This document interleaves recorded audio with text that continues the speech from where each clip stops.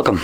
In front of me is a Motorola Moto G200, and today I'll show you how you can set up the device. So when you put it up for the first time, you should be presented with this screen right over here once you turn on the device. And obviously you want to select your language from here. I'll be sticking with English, and select Start. Next page, it prompts you to basically grab your SIM eject tool and pop in a SIM card, which I won't be doing. As you can see, that's the tray from the phone. Not going to be popping in. It doesn't really give me any benefit. The reason it is here is to connect to a mobile network. Now, the SIM card that I have no mobile network. It doesn't even function really, so that's why I'm not doing it. Now, the mobile network is normally used to, at least in the setup process, to log into your Google account throughout the process. Actually, it will show up with the screen at one point and allow you to log in. Now, if you choose to skip this, you also have the option to use Wi-Fi instead. And if you skip both of them like I will, then Google login page will not show up throughout the setup process, and additionally date and time might not be set correctly. Now, the next page we have privacy and software update from Motorola, so help improve Motorola products, enhance device support, and other garbage. I'm gonna basically disable all of them. I don't care for any of them, but if you do, keep them on. Then we have Google services. We have location scanning and sending user and diagnostic data. Going quickly into all of these.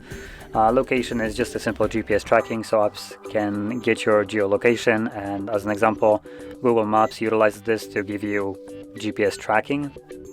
We have scanning, which allows the device to look for signals like Wi-Fi and Bluetooth, so you can actually connect to something. And then send user and diagnostic data simply allows Google to spy on you. Then we have next page as just a simple screen lock. By default, it opts into a 4-digit PIN, and if you prefer to use something else, you can tap right here, screen lock options, and select whatever else you want.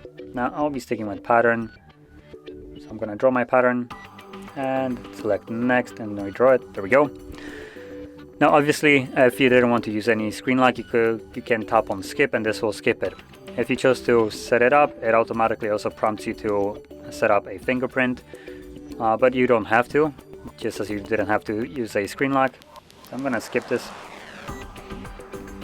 And then we have stay in the know, so more Motorola garbage. I'm personally not interested in any of this, but if you are, or if you want to figure out more what that is, you can simply read everything we have right here.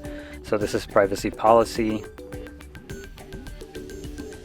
Not now. Then we have wait, there's more, provide email address to get spam mail. No thanks. And from here we have gesture navigation. Now the phone by default opts into gesture navigation, which well done Motorola. I really like that. But if you're the type of person that never used it, or you want to disable it, I can go through this. It basically gives you a quick guide right here. So get started, go home to swipe up to go home, swipe up and hold to go to recent, swipe from either side to go back, and from here you can either swipe up to basically go home, or you can go into the settings and switch it to be a 3-button navigation. It's completely up to you which one you pick. I'm gonna be sticking with this, so yeah. So from here we're basically done with the setup, and if you found this video helpful, don't forget to hit like, subscribe, and thanks for watching.